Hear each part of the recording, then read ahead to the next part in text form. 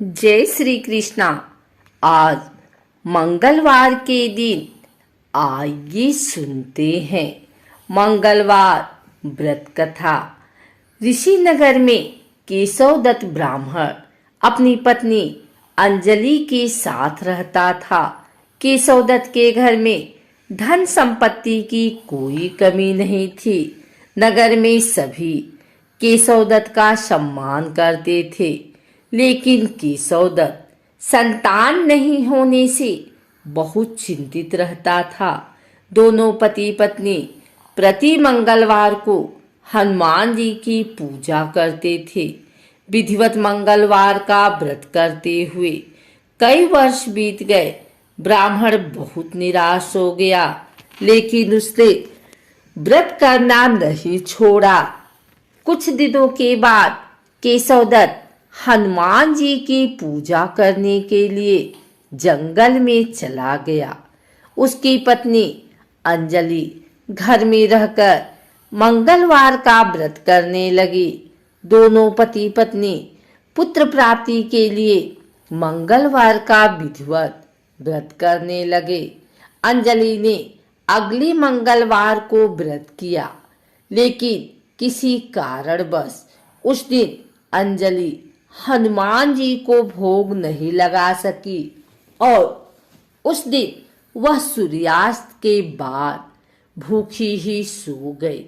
अगले मंगलवार को हनुमान जी को भोग लगाए बिना उसने भोजन नहीं करने का प्रण कर लिया।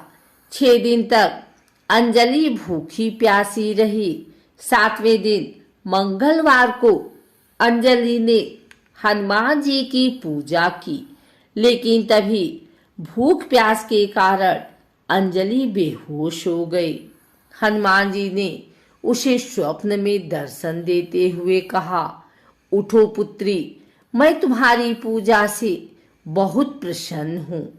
तुम्हें सुंदर और सुयोग्य पुत्र होने का वर देता हूँ। यह कहकर हनुमान जी अंतर्ध्यान हो गए। तत्काल अंजलि ने उठकर हनुमान जी को भोग लगाया और स्वयं भोजन किया। हनुमान जी की अनुकंपा से अंजलि ने एक सुंदर शिशु को जन्म दिया। मंगलवार को जन्म लेने के कारण उस बच्चे का नाम मंगल प्रसाद रखा गया। कुछ दिनों बाद अंजलि का पति केशवदत्त भी घर लौट आया। उसने मंगल को देखा तो अंजलि से पूछा, यह सुंदर बच्चा किसका है? अंजलि ने खुश होते हुए बोला, हनुमान जी के दर्शन देने और पुत्र प्राप्त होने का वरदान देने की सारी कथा सुना दी। लेकिन केशवदत्त को उसकी बातों पर विश्वास नहीं हुआ।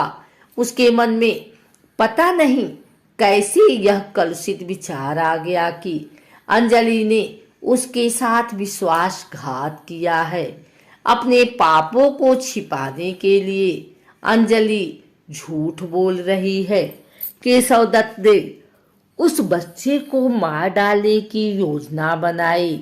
एक दिन केशवदत्त स्नान के लिए कुएं पर गया। मंगल भी उसके साथ था। केशवदत्त ने मौका देखकर मंगल को कुएं में फेंक दिया और घर आकर बहाना बना दिया कि मंगल तो कुएं पर मेरे पास पहुंचा ही नहीं। केशवदत्त के इतने कहने के ठीक बाद मंगल दौड़ता हुआ घर लौट आया। केशवदत्त मंगल को देखकर बुरी तरह हैरान हो उठा।